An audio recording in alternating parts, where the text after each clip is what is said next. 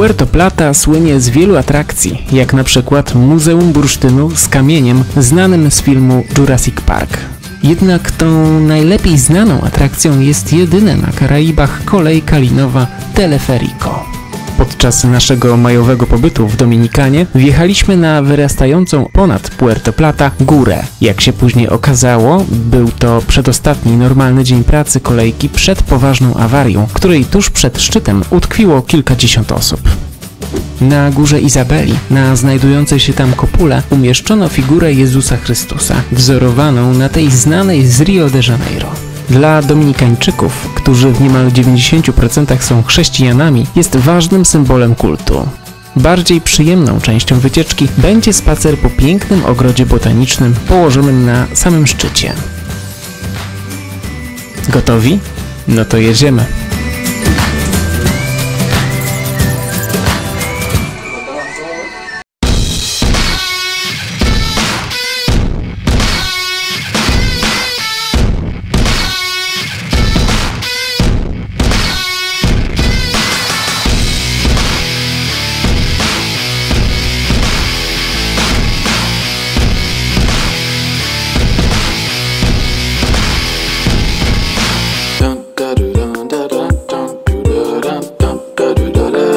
Do dolnej stacji podjeżdżamy Uberem. Już przy wejściu dowiadujemy się, że bilet kosztuje $10 lub 580 peso. Płacimy w lokalnej walucie.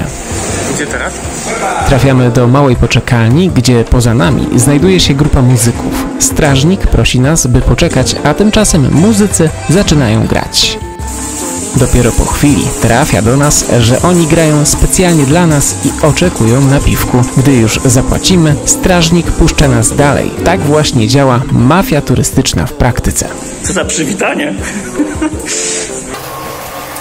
Na swoją kolej nie czekamy długo i wkrótce ruszamy do góry.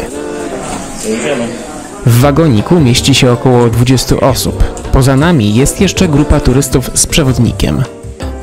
Po drodze mijamy drugi wagonik i jedyny wspornik na długiej, na 2730 metrów trasie.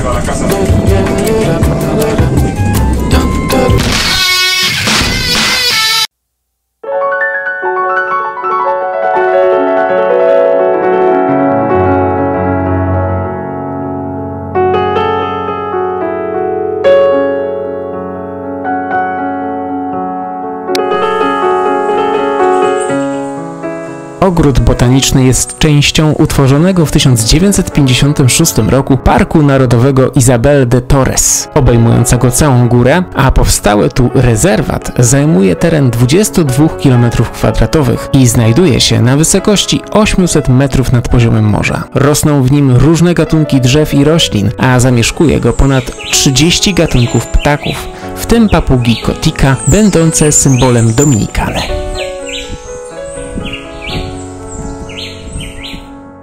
Jest tu kilka głównych atrakcji połączonych licznymi ścieżkami o łagodnym lub stromym podejściu. Najważniejszą jest oczywiście figura Jezusa Chrystusa, pod którą wszyscy robią sobie pamiątkowe zdjęcia. Poza nią jest tutaj również okazały most kamienny, który prowadzi w głąb parku.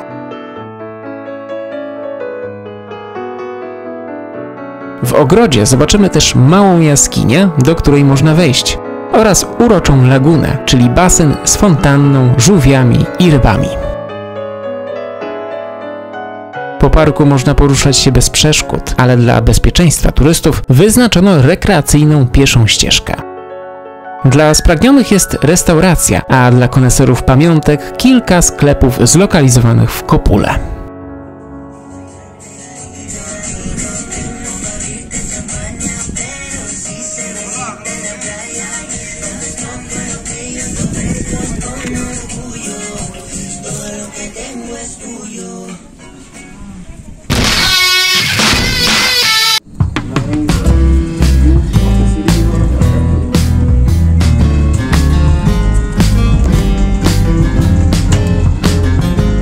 Istnieją 3 legendy dotyczące nazwy Puerto Plata i wszystkie związane są z osobą odkrywcy Krzysztofa Kolumba. Zanim Kolumb odwiedził ten region, zatoka nosiła nazwę Bursztynowej. Po przepłynięciu statków woda zaczęła odbijać światło słoneczne, jakby na dnie znajdowały się srebrne monety.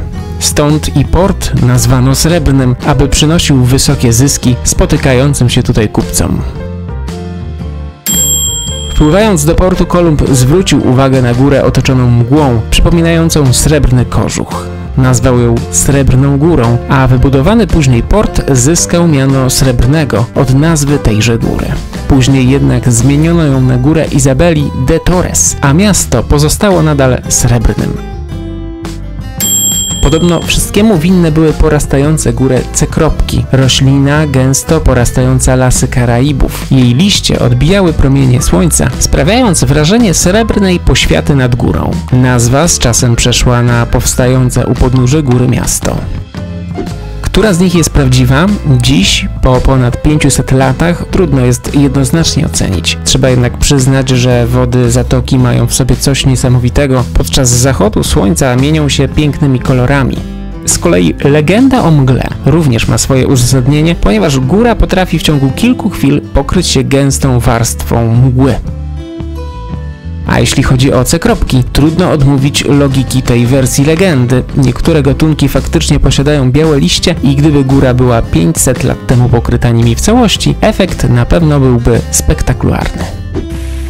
Zasubskrybujcie kanał, włączcie dzwonek, aby nie przegapić żadnego nowego filmu. Do zobaczenia!